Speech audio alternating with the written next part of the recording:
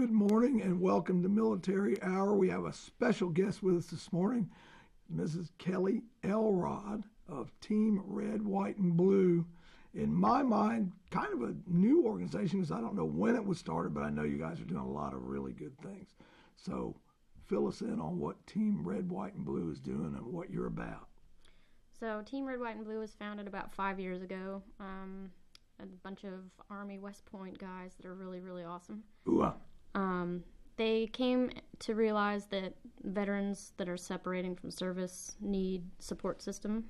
You look at the reintegration back into society is really difficult for a veteran, especially when you transfer back home.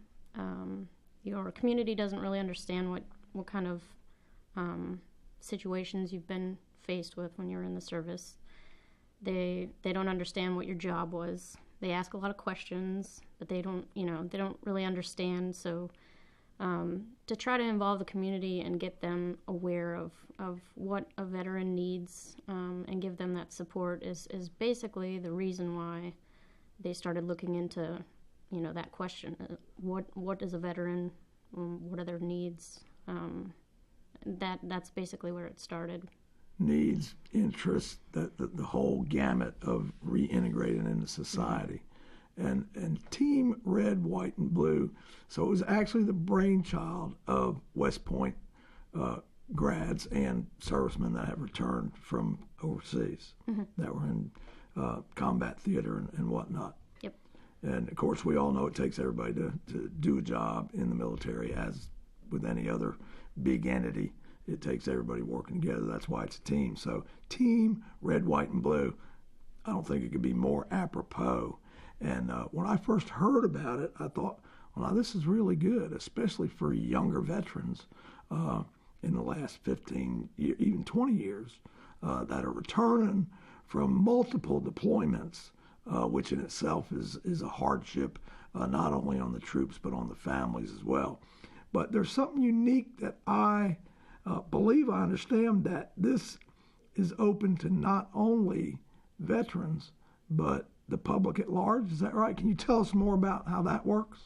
So we felt the need to have an all-inclusive approach to helping a veteran. So if the end result is you want this veteran to feel active and engaged and welcome in their community, that involving the community members themselves is a great way to achieve your goals. So I think the divide is maybe 70% military and then 30% civilian for our 105,000 members across the country.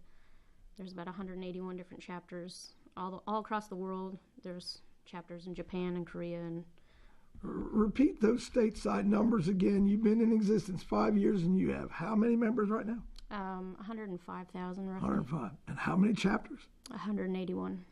I'd say that's explosive growth. So there's obviously a need out there, and sounds like you're meeting it. Now, what are some of the ways or some of the things that you do to engage the troops and the public? So Team Red, White, and Blue's mission is to enrich the lives of America's veterans by connecting them to their community through physical and social activities. So everybody asks, what is enrichment? So we kind of broke it down to 3 different areas. You have health, purpose, and people. So we help members with their health, and that includes the physical health as well as the mental health. So we bring people together and do physical activities and social activities to kind of get them out and get them active. So we run, we hike, we bike, we go paddleboarding.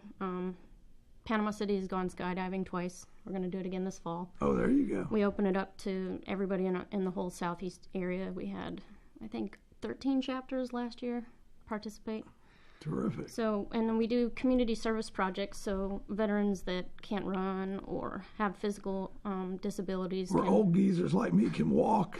Can participate, and it's a big community effort. And so in the end of that, their mental health has been enriched and their physical health has been enriched. Well, I'll tell you, I'm excited about the organization because I just think you're really doing something that's necessary, timely, and the part about coalescing with the public and having them step up to help veterans as well is just terrific.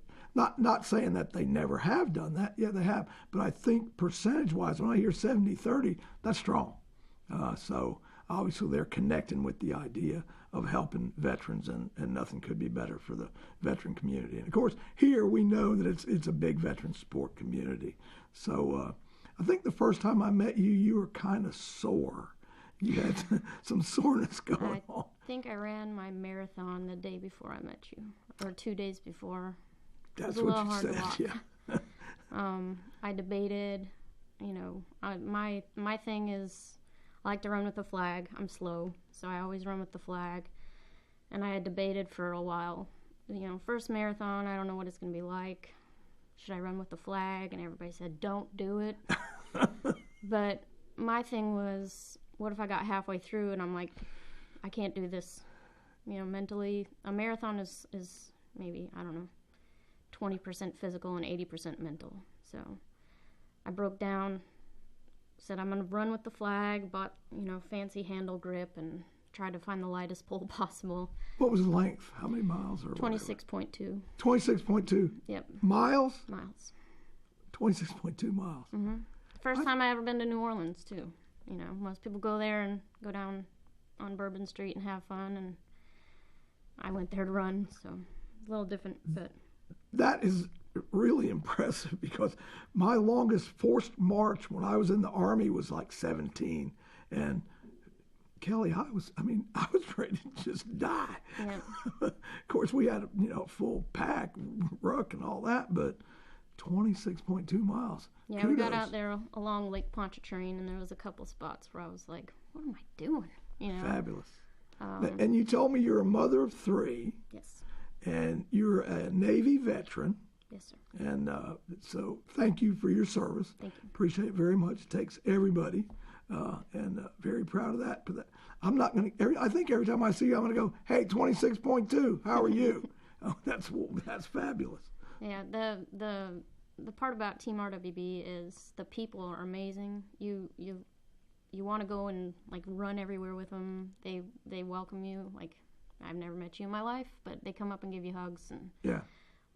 You're running, you're tired, they're motivating you the whole time, they're high-fiving you. You got people that are volunteers out on the side at the water stations cheering you on. So that's the second aspect of the enrichment process is the people. You have an overall indicator of quality life is the personal relationships and the people that you surround yourself with.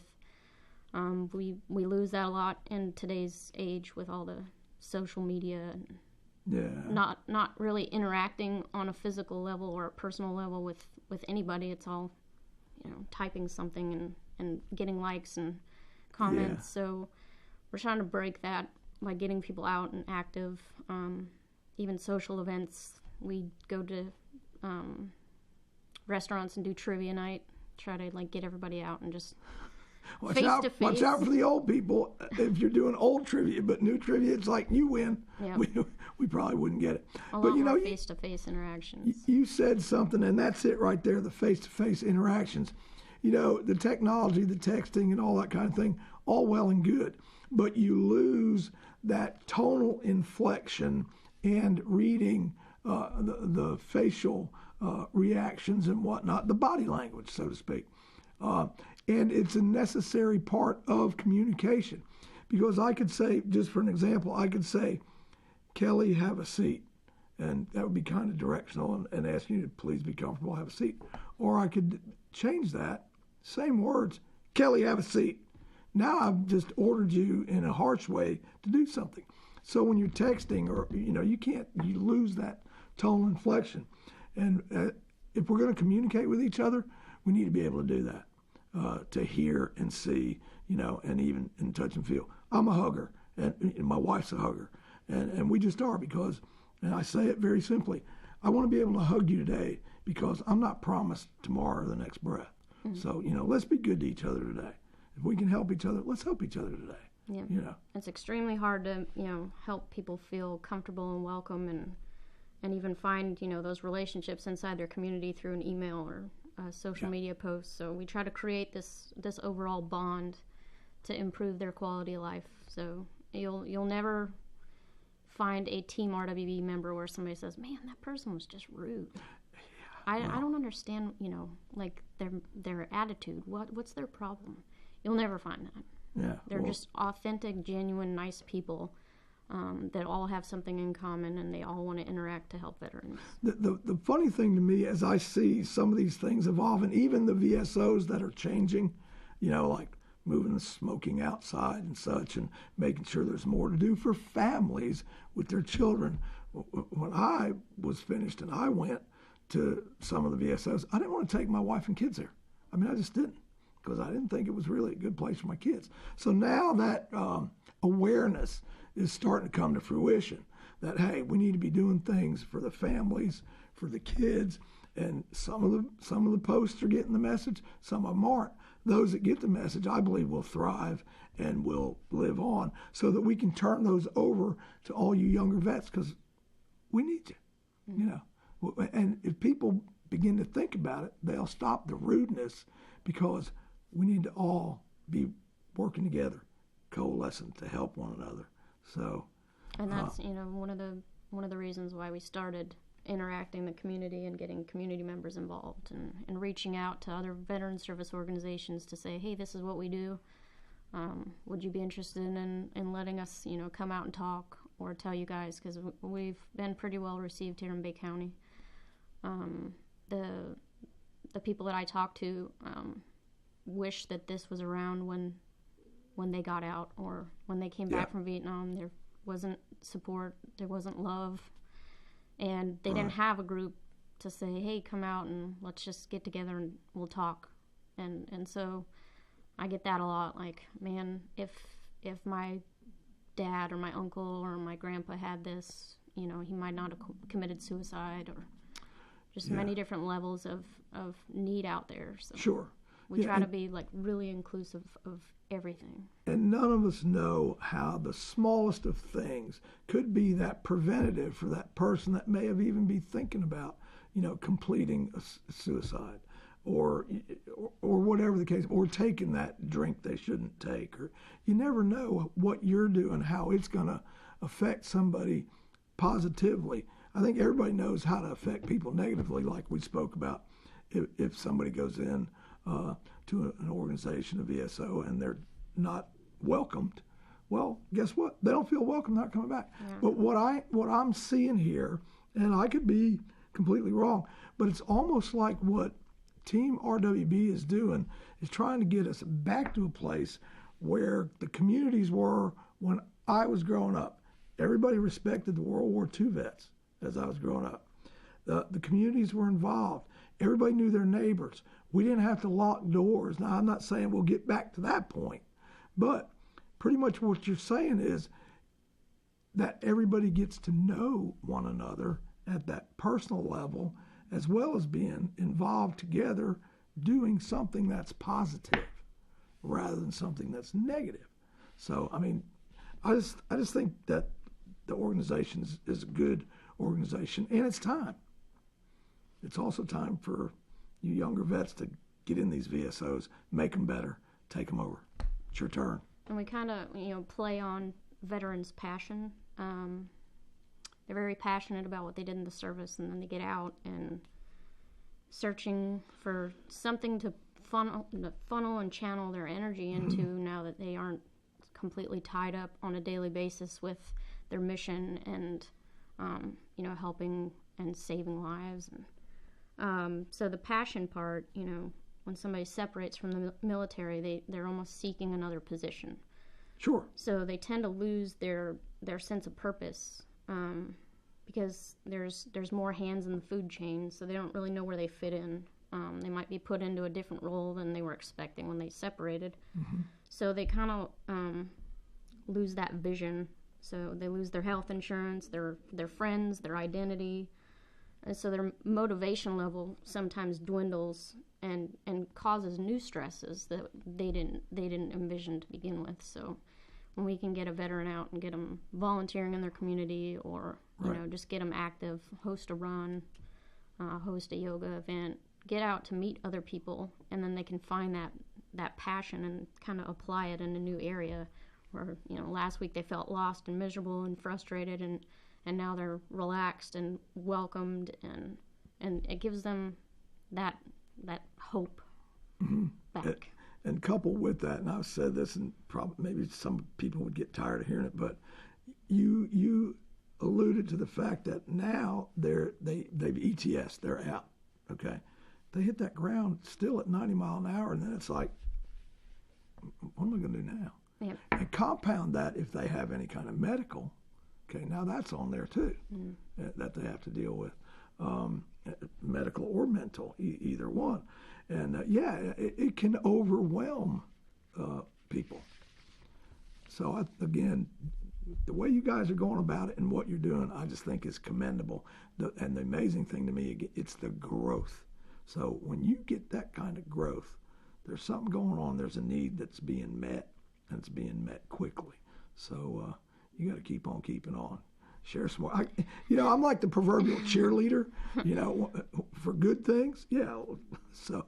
And it's important for civilians in the area to understand, the reason we're including you is that loss isn't a veteran thing. Like depression. Sure. All those thoughts and all those feelings and just daily stresses with 3 kids or, school and trying to compile all that into, and having a career and everything. It's not just veteran things. It's everybody goes through their moments where they need something, some kind of outlet or something to take their mind off of those daily things. So it's very beneficial to just an average person, no service connected.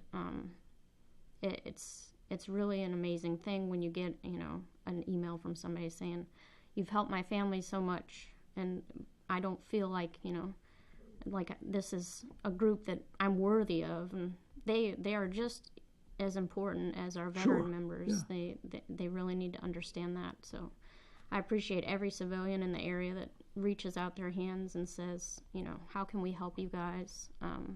What can we do? Yep. So they're an integral role in getting this successful endeavor launched. So I took it over from a guy that transferred to Korea.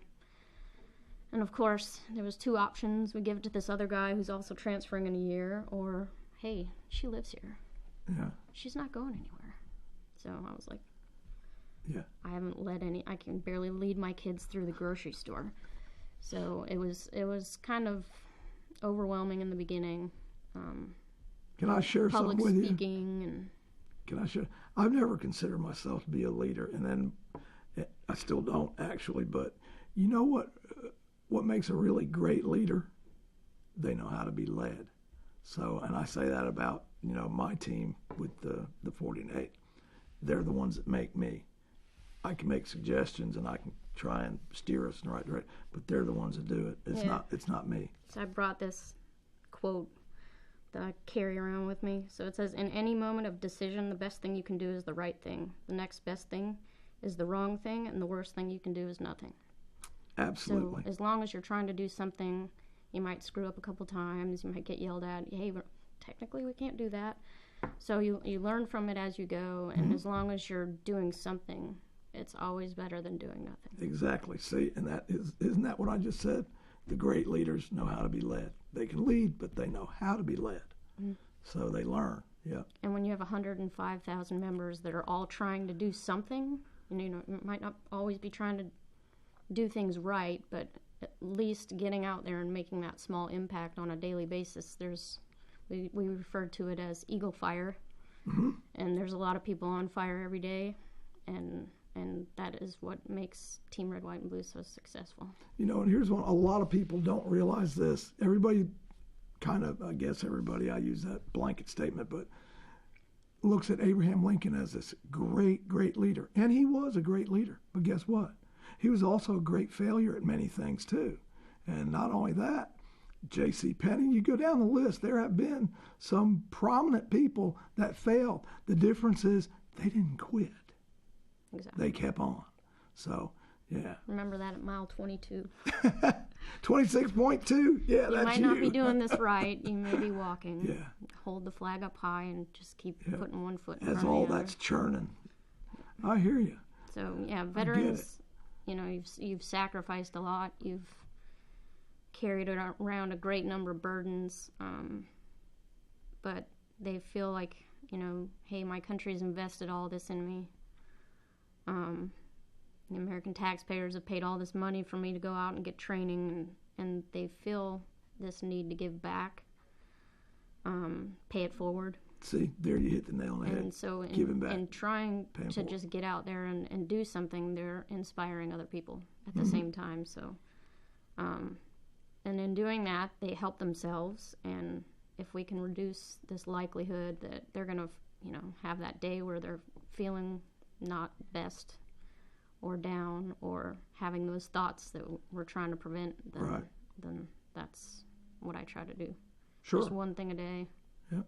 Focus on something. You can't change the world, but you can change your backyard, is something that Blaine Smith talked to us. We went down to Eagle Leadership Academy down in Tampa not too long ago and sat in the room, and everybody told their why of why Team RWB. So, and like I said, I did 4 years in the Navy. I don't really have, I call it fantabular. Yeah. I don't have a great story. Undesignated seaman, they sent me to a helicopter squadron, so I think my tour was doomed the second they sent me there, because that's not typical. I didn't step foot on a ship until I got out of the service. So You did your job, didn't you? Yep. Well, that's what matters. And to sit around and hear their stories of some of the stuff that they've had to go through is really inspiring. Yeah. You know, you see somebody and you think, man, how are you still standing here? Like, I don't know if I could do that. I don't know if I would have made it through. And they're right there in front of you. You know, they might have a physical disability, but they're not sitting there dwelling on it on a daily basis. They've moved past it. They're trying to find some way to channel and tunnel their energy to help other veterans. And you're thinking, man, you should just take a step back. But at the same time, they're helping themselves. That's what they need. So. Yeah, real quick, I'm going to share this one with you. I was at an event, and it was a veterans event with a veterans organization. And here's a young guy. He did a tour in Iraq and Afghanistan. He's got, at both knees, he's got prosthesis. Guess who was working the hardest in that area we were setting up a dinner for? This young guy. And I looked at my people and I went, you know what?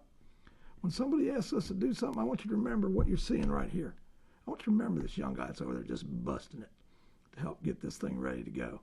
And when you think you can't, you need to think again.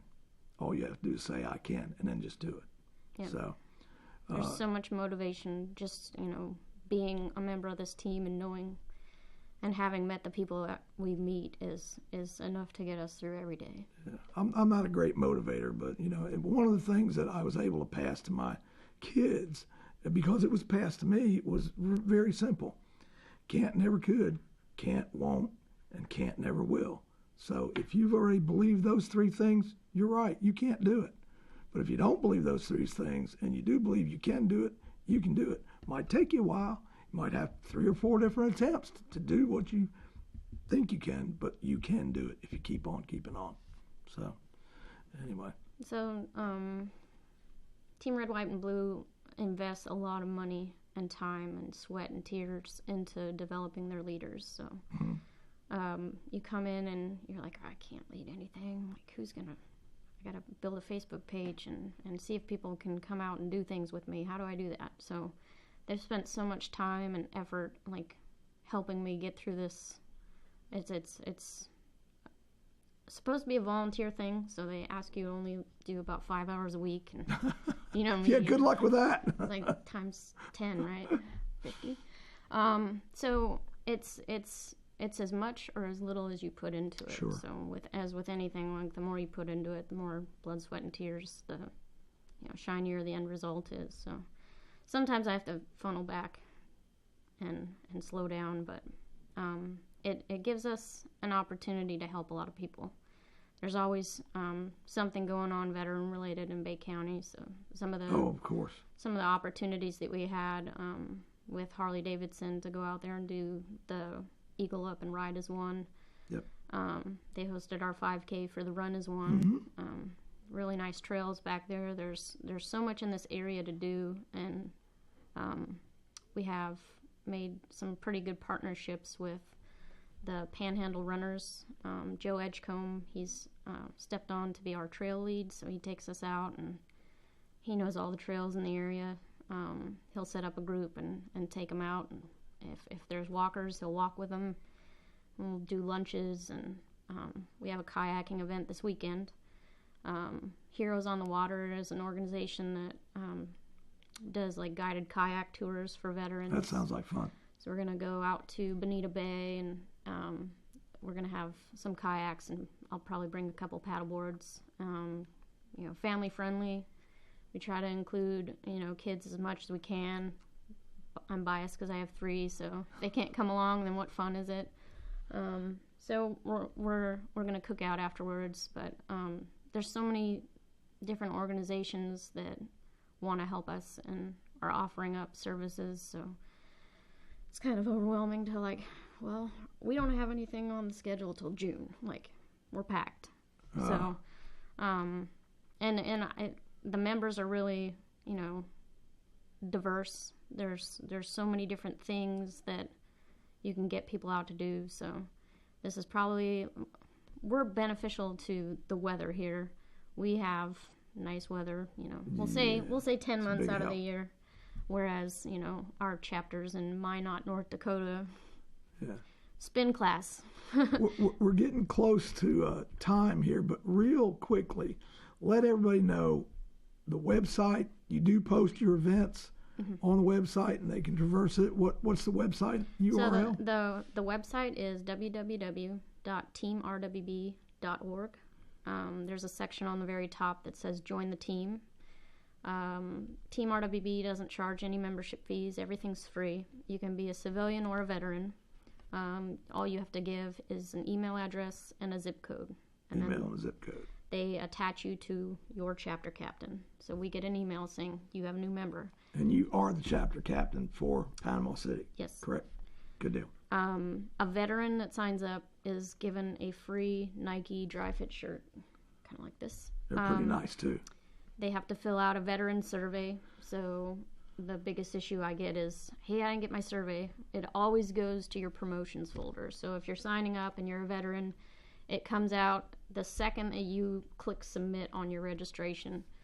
You'll get a veteran survey from Team RWB. It'll go to your promotions folder or your junk mail. You fill that out, you pay a shipping fee, and they mail you your shirt, and you usually have it within 5 days. Shipping fee's probably, $4 or $5 or something? Yeah, so minuscule. Then the next step is, I email you, I give you our schedule. If you're not on Facebook, we have a regular email that comes out so that everybody's still aware of what the activities are. Give them your email, too, since My you're email local. is kelly.elrod@teamrwb.org. Good deal. Good deal. We have a Facebook page, Team RWB Panama City Facebook group. We post everything there. We post pictures. People can reach out and say, hey, does anybody do this in my area? We have members right now in our area all the way from Inlet Beach to Port St. Joe. So there's constantly something going on near you. If there isn't something going on in your area, reach out and email me and say, hey, I haven't seen a run over here. We're always looking for event hosts, people to come out and say, get their members in their area together to run or do yoga or go bowling or painting with a twist. And real quick, do you have any active duty members as well? Good deal. Lots of active duty. So open to active duty as well. Yes. Veteran is anybody that has served or is serving. Right. So. Absolutely. We are about 11 seconds away, and I want to thank you for coming out. You have an open invitation to come back. Keep us in the loop on what's going on with Team RWB. I think you're doing a great job, great organization. Thank you for having me. And I appreciate your service. Again, Thank you. Thanks, Kelly. Appreciate it much.